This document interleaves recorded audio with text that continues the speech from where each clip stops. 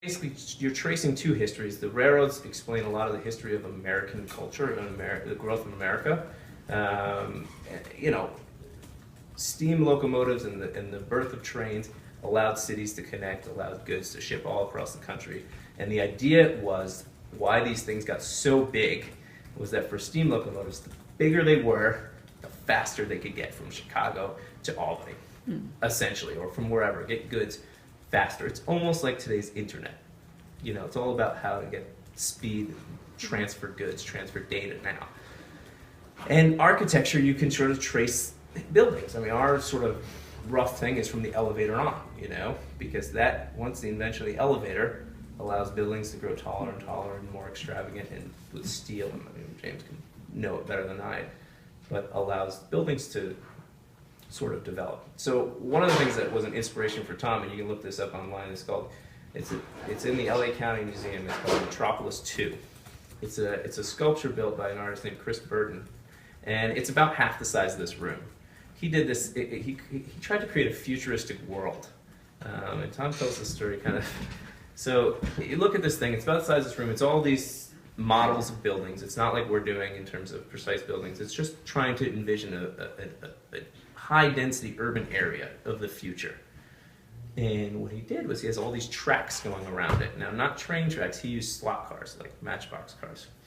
And they're not electrified like trains would be. But what he did, which is pretty interesting, is he put a conveyor belt at one end. And all the slot cars sort of converge at the bottom, and they get drawn up this conveyor belt up to the top of the thing, which I don't know how tall it is, probably about 12, maybe higher. And as they get to the top, they're sort of shuffled, as you might expect to see in some factory, into some kind of line, which represents a road. And they shoot down, just using gravity, and go spinning all around this world. And it's sort of continuous motion. Go up, shoot down. And it's interesting, one thing is, the wheels on the slot cars are made of rubber. So you can't run this thing all day long because what happens is the rubber, the tires eventually wear out. So the way that the museum does it is they run it, I think, on weekends or something like that, 2 days a week. Well, Tom happened to be there on a weekday. He was getting a tour from the curator, and it was off. And so he goes into, they have a gallery devoted to this thing. And he goes into the gallery, and there's a couple people there, a handful. And you look at this thing, and it is what it is. And the director said, well, it's only on weekends. And Tom said, well, can you get it on? So they called the curator, they come in, they turn the thing on.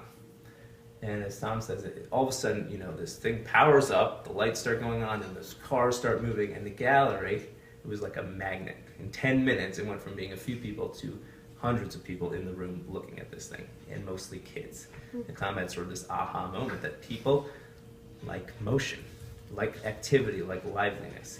So what we're looking at now, and Tom's flirted with this idea a lot, is sort of the intersection between high culture, which would be probably the Clark, you know, looking at French Impressionism, and popular culture, which would be Disney World or Harry Potter World or something like that. And there's a big gray area in between. And we're looking at a space that meets right along those lines where those things meet. And this is meant to appeal. You know, the trains, the motion, the whistles, the technology, the video, the surround sound stuff that we're going to show you is going to appeal to a larger audience. It's going to appeal to kids, it's going to appeal to family, but it's also going to have that architecture tracing this